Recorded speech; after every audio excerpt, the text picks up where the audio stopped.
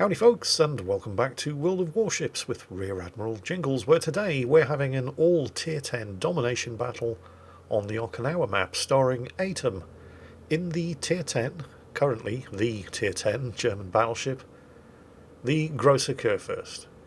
I say it's currently the Tier 10 German battleship because, of course, the old girl is about to be rendered almost completely irrelevant by the introduction of the Schlieffen in the new German battleship slash battle cruiser line, which is pretty much better than the Grosser Kurfurst in almost every respect. Good job, Wargaming. What's that? Power creep? Yeah, who'd have thought? By the way, I'm not sure what's going on with the black bars at the top and bottom of the screen. I hope this means that the aspect ratio of this video isn't going to go all wonky and we'll end up with audio desync. I guess time will tell. I did try stretching the video out to fill the screen, but it ended up cutting off. It just didn't look right, so hopefully this isn't going to be too distracting. But yes, power creep, Grosser Kurfurst, Schlieffen. What do you mean better in almost every respect? Well, what's good about the Grosser Kurfurst? It's not really the guns. They are notoriously inaccurate, your traditional German battleship shotguns, despite the fact that traditionally German battleships were actually pretty accurate. German gunnery in World War I was actually better than British gunnery, because the Germans practiced gunnery instead of what the British did, which was practicing cleaning the ship and making it look nice and pretty. Although, to be fair, the British did recognise their deficiencies in marksmanship, and they compensated for this by just increasing the rate of fire. They did this by leaving the flash doors open in all of the magazines and gun handling rooms. And yeah, that didn't work out too well at the Battle of Jutland. British battleships in particular had a nasty habit of exploding violently as they suffered magazine detonations due to all of the flash doors being open in the magazines, powder rooms and gun handling rooms in order to facilitate passing ammunition up to the guns faster. And the German Navy did have a reputation for accuracy in World War II as well. I mean, the Bismarck scored an extremely accurate first-round salvo on HMS Hood. But German accuracy in World War II only really tended to be a thing at the start of a naval engagement, and this was because of their rather janky fire control radar that worked well until you started firing the guns and shaking and rattling the ship, at which point the fire control radar tended to stop working properly. Oh look, I'm getting sidetracked. Let's try to stick to the point. So yes, the Grosser Kurfurst, German Tier 10 battleship, about to be completely eclipsed by the introduction of the Schlieffen, which, as I said, is pretty much better than the Grosser Kurfurst in every way that matters. But Jingles, I hear you all cry. The Schlieffen's main battery guns are worse than the Grosser Kurfurst, and it has less of them. Well, yes, that is true. The Grosser Kurfurst does have 12 of these 420mm guns. The Schlieffen only has 8. They do less damage, they have lower penetration, but, well, how can I put this? Nobody takes the Grosser Kurfurst into a random battle because they're impressed with how good the guns are. Right? As we've already covered, these are some of the most inaccurate battleship main battery guns anywhere. The reason why people take the Grosser Kurfurst out is because it's a tough old unit with a lot of armour and a turtleback. Ah yes, Jingles, but the Schlieffen does not have a turtleback. No, that's true.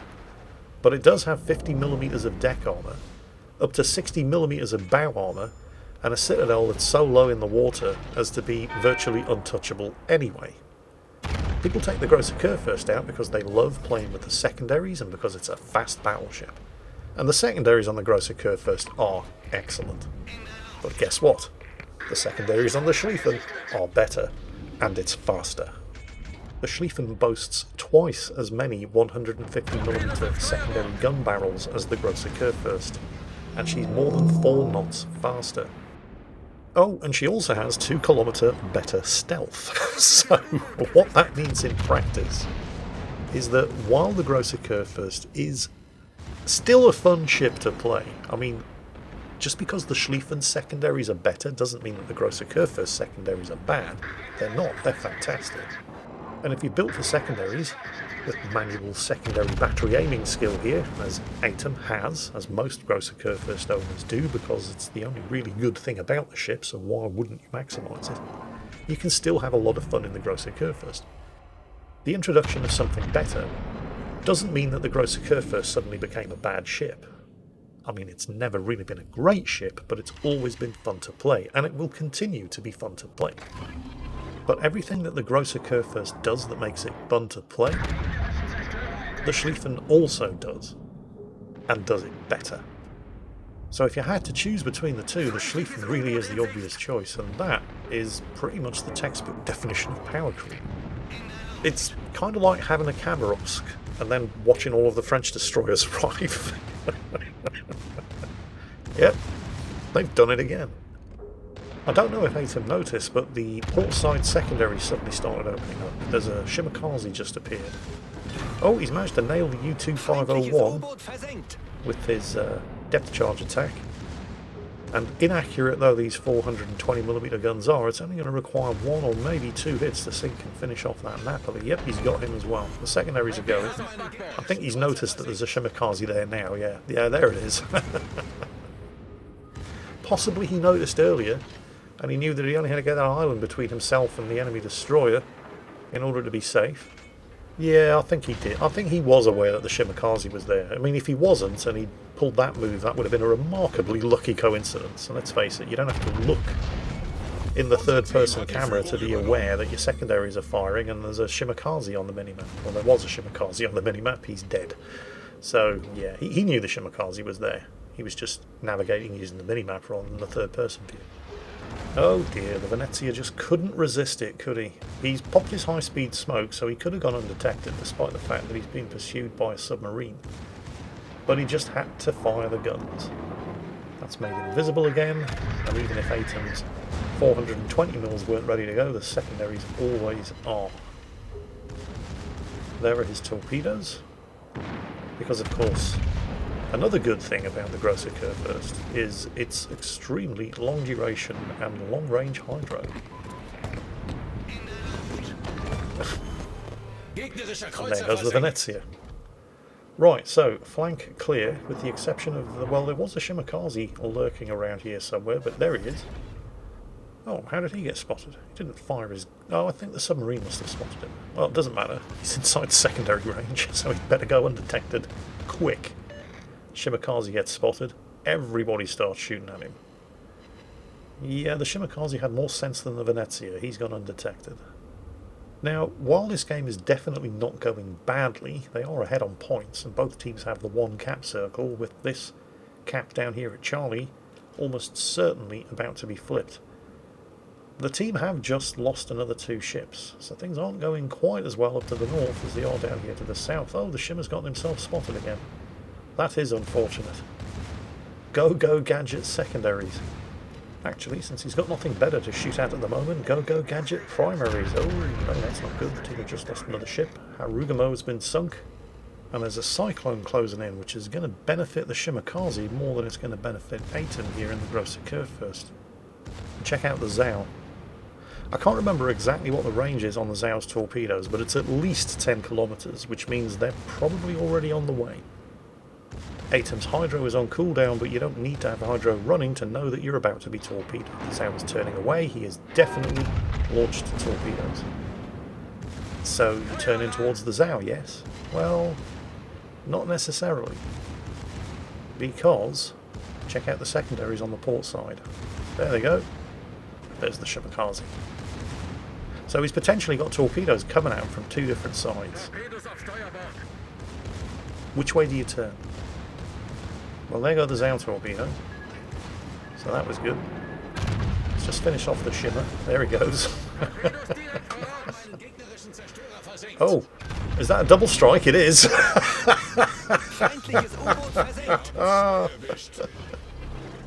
A double secondary, double strike. Which resulted in a Kraken Unleashed, no less. Atem, you're just showing off now, aren't you?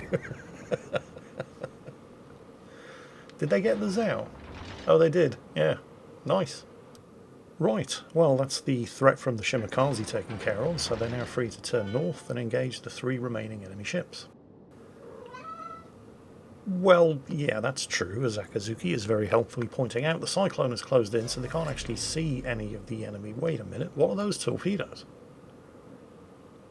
That must be the Halland. What the hell were they aimed at? There's nothing there.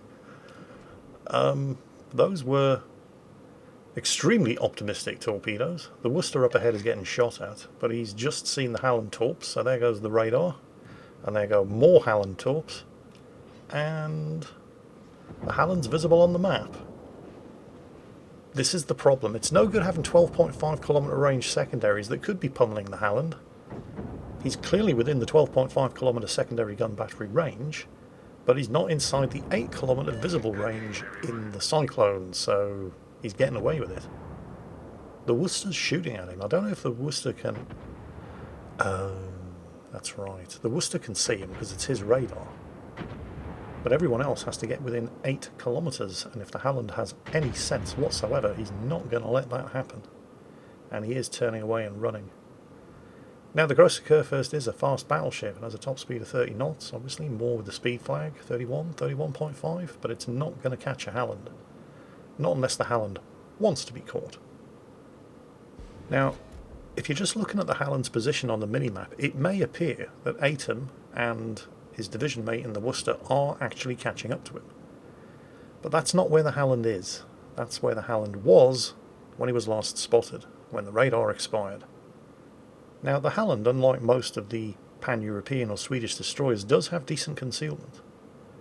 So, even though visibility is at 8 kilometres, if these guys do close to within 8 kilometres of him, and they have, the Halland should have seen them first. I can only assume that the guy in the Worcester has the RPF skill, so he could see exactly which way the Halland was going. But this is not good news. Atom's got his hydro running, so there was zero danger of those torpedoes actually hitting anything. Oh, they've lost the Balau. That obviously happened elsewhere. And, yeah, run, rabbit. How did he allow himself to get caught? It looked like he was trying to swing around to the south, assuming that these guys were going to head north to engage the other two ships. And then the Halland was going to grab himself a sneaky cap circle. Not a bad plan. Unfortunately, it kind of backfired. Oh, here comes one of those newfangled Dutch airstrikes. And missed me. I do actually kind of like those Dutch airstrikes, in the same way that, bear with me here, I kind of like the new Russian aircraft carriers. I don't like much about them, but I do like the fact that since all of their attack power is delivered in one strike, it means that your anti-aircraft guns do actually matter and make a difference. Any aircraft that you shoot down stay shot down, they don't get replenished, and it reduces the effectiveness of the overall first strike. So your AA guns actually have a purpose. This is a good thing. Well done, Wargaming. Meanwhile, the other two members of the division, the Summers and the Worcester, have taken care of the Halland. Good job. Meanwhile, Atom is turning to face the Golden Lion over there, and the enemy Yamato, who has been spotted by the U-2501, but thanks to the Cyclone, is only just now in visible range. And it's here, finally. At point-blank ranges like this, where the Grosser Kurfürst's 420mm guns can actually make a reliable difference. Fortunately, of course, the Dutch cruisers don't have torpedoes, so the Golden Lion could only eat that broadside and then scuttle into what he thinks is safety behind the island. Newsflash, it isn't. Now, looking at the low health situation of the Yamato there, and also bearing in mind that the Grosser Kurfürst has 50mm bows, so the Yamato can't use its normal party trick and just citadel you from the front, I think it's fairly safe to say that most people under these circumstances would have focused the secondaries on the Golden Lion and left the main guns for the Yamato. Atom, however, is thinking that there's a far more stylish way to end this battle. Obliterate the Golden Lion with the guns, and then ram the Yamato. And I'm sure that the Yamato was entirely happy with that result, because let's face it, he was about to lose anyway, and that was a bonus, nearly 40,000 damage to make him feel slightly better on the post-battle results screen. Yep, there he is, nearly 2,000 base experience on the losing team. Man, that's gotta sting. Sadly, we can't all be winners. That was Atom, getting an extremely cheeky 7 kills, taking the Grosser Kurfurst out for a last hurrah before it's rendered almost completely irrelevant by the introduction of the Schlieffen. Still, just because the old girl isn't top dog anymore, well, at least in the German battleship line, it doesn't mean that she's not still fun to play. Hope you enjoyed the video, and as always, take care, stay safe, and I'll catch you next time.